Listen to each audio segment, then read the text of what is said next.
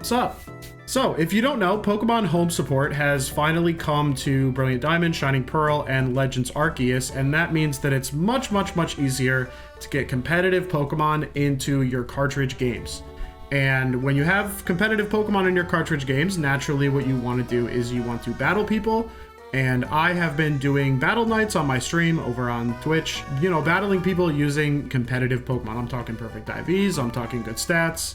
And it's been a really good time. And you know, typically we would follow the rules of the Smogon metagame. So the Pokemon Showdown, you know, metagame with the overused tier, the Uber tier, just because, you know, it's a community that's been working together to develop good, fair, competitive play for a long time. So the most used Pokemon on the BDSP OU ladder is none other than SCIZOR, our good friend SCIZOR, whatever you want to call him, I say SCIZOR. And I only have one SCIZOR in BDSP, and it is currently not shiny.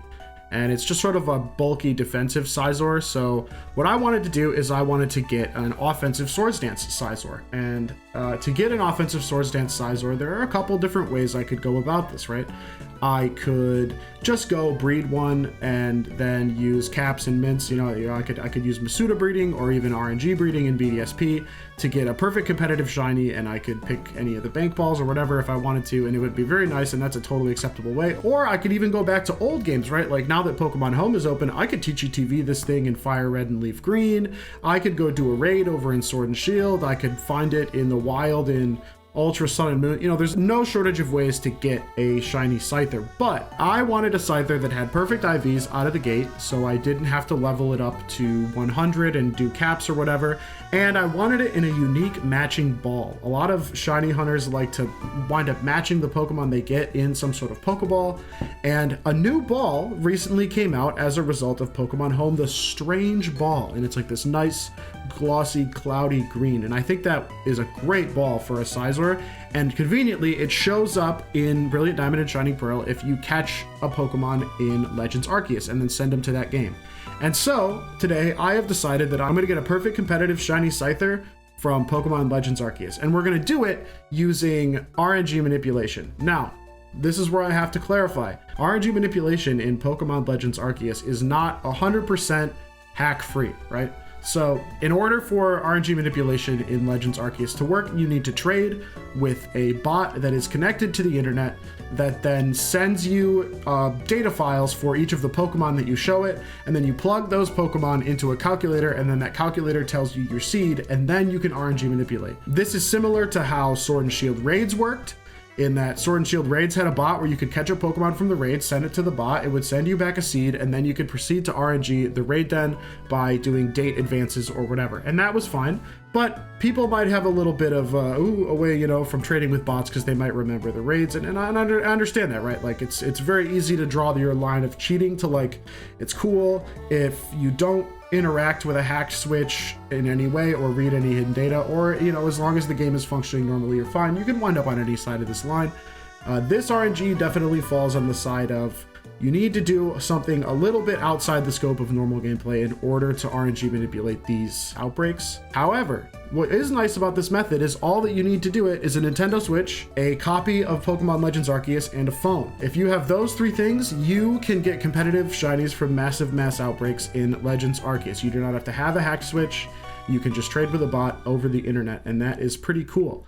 So you might be wondering, how am I going to get a competitive Pokemon in Legends Arceus? Legends Arceus Pokemon aren't supposed to have IVs or abilities, right? They're sort of designed custom for the game. You would never have any indication that they have the normal IVs, EVs stuff going on in the background, but in fact they do.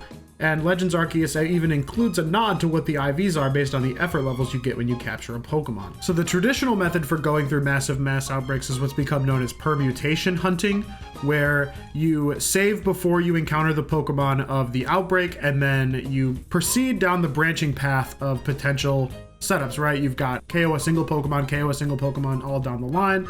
You've got multi-catching and then like catching multiples of Pokemon in different order, produce different outcomes. There's all kinds of resources on this. I'm not going to go into it clearly here, but what RNG manipulation allows us to do is look at all those paths at once and then look at their outcomes and try to find a Pokemon that matches what we want. So in order for me to have the best chance of getting a shiny Scyther with 5 IVs, I need to find a massive mass outbreak with a bonus wave of Alpha Scyther. It could also be just Cleavor, or it could even be Alpha Cleavor, so that even if we get one that has a bonus wave, we have like a 1 in 3 chance of it being any of those 3. And the only way really around that, can't really RNG manipulate it. All you gotta do is just travel out to the route and then come back and then check if there's a massive mess outbreak. If there is, go check it. If there's not, do it again. And I basically did this for like 3 or 4 hours. Repeat until finally I was able to get a Scyther massive mass outbreak with a Alpha Scyther bonus wave. And now that that's done, that's actually the hardest part of the process out of the way. Everything from here on out is super convenient and easy. I'm not going to go super in depth with this video. It's meant to be more of a demonstration of what's possible with this method. But if you head over to Cappy Capital's YouTube channel, he's made some really in-depth guides and even some under the hood stuff on how all this works. These tools are super efficient and really easy to use. I was able to use my phone, literally nothing but my phone, to get my seed. All I had to do was join Cappy's Discord, send a message in one of the bot channels. The bot DMs you a trade code. You head back to town, you connect to the bot using the trade code, and then you just have to show it the 4 Pokemon, right? If you'd actually traded the Pokemon, the game would save, but you can just hit the offer up button and show the Pokemon to the bot, and the bot will immediately read it and then send you a file back to your Discord. And so you just show the 4 initial spawns to the bot, it'll dump the files back to your DMs, and then you connect to another bot, you upload the files, and then it'll give you your seed. And then this is where the piece de resistance of the entire process is pla.cappyrng.com, an absolutely wonderful web tool that works on mobile or on your computer, and you can just plug in the seed that the bot sends you, and then you can use that to calculate the path to your target Pokemon. And so I head over there, I plug in the seed that the bot sent me, I set up the parameters for my outbreak, which in this case is 9 Pokemon in the first wave and 7 Pokemon in the bonus wave. I set it to Alpha Scyther, I set it to Shiny only, and then I'm going to set this filter here to 5 IVs 30 plus, and then I'm going to hit search, and it's going to search all of the pathways at the same time and then give me the perfect path to my target Pokemon. This is what makes it so amazing, right? Is if you were going to try and hunt these massive mass outbreaks the traditional way, you would have to check every single one of these paths one by one. There's even entire sites that like give you a checklist of all the different permutations that you can check, but with RNG manipulation, we can scan all of them at the same time and find the optimal path basically instantly. It's pretty OP, to be honest. And so the path that I need to follow for my Scyther is as follows. First, I need to go encounter the initial 4, and then I need to do a D2, a despawn 2. And that means I need to enter a multi-battle with at least 2 of them. I need to kill or capture the 2 of them, and then I need to run away. I cannot do 3, I cannot do 4, I cannot do 1. It has to be 2, and then that causes them to despawn at the same time. So then I run away from the battle, and then I enter a battle with at least 3 or more, because my next step is a despawn 3. I need to kill or capture 3 of the spawns in the same battle, and then run away. And that is my last despawn step. So what you can see here, my next step is a revisit 1. And this is another fun quirk that was found with these outbreaks, which is that when the outbreak is no longer spawning a new Pokemon and it's down to its last spawns, if you go back to town and then return to the outbreak, it actually spawns these like ghost Pokemon and causes the seed to change.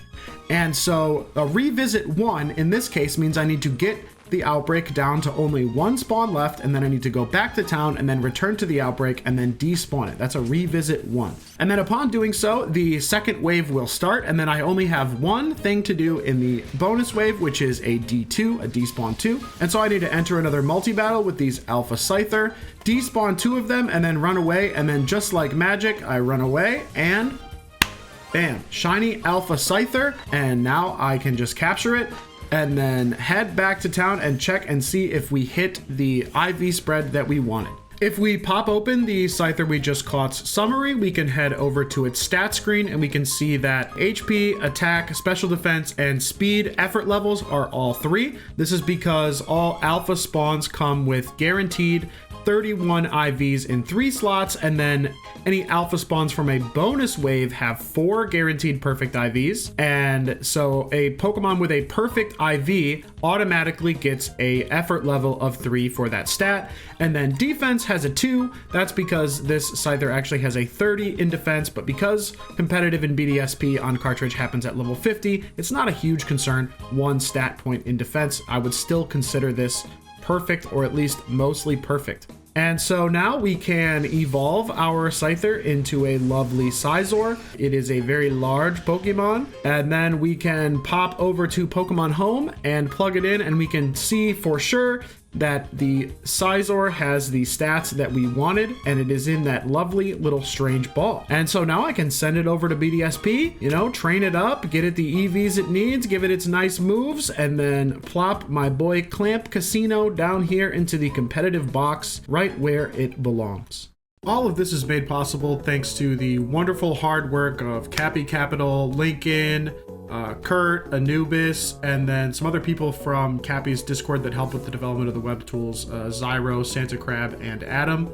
And this is why we love the RNG community, right? Because these people work together and they work hard to build these wonderful, convenient tools so the rest of us can get fully legal, shiny, competitive Pokemon without having to reset our game for hundreds to thousands of hours. I know I typically make videos that are more RNG guides on how you can do things yourself, step by step, going really in depth, but I wanted to try a new format where I just kind of showcase a method and then direct you guys to more in-depth resources. And that way I can make it a little more entertaining, a little bit faster paced, and just generally try to make RNG look as cool as I think it is. And if you think RNG is cool and you enjoyed this video, please throw me a like, hit subscribe if you haven't already. Leave me a comment if you tried this or you've tried this before, or honestly leave me a comment if you think it's bullshit and you think it shouldn't be allowed. I would love to argue with you. Just kidding, please don't do that.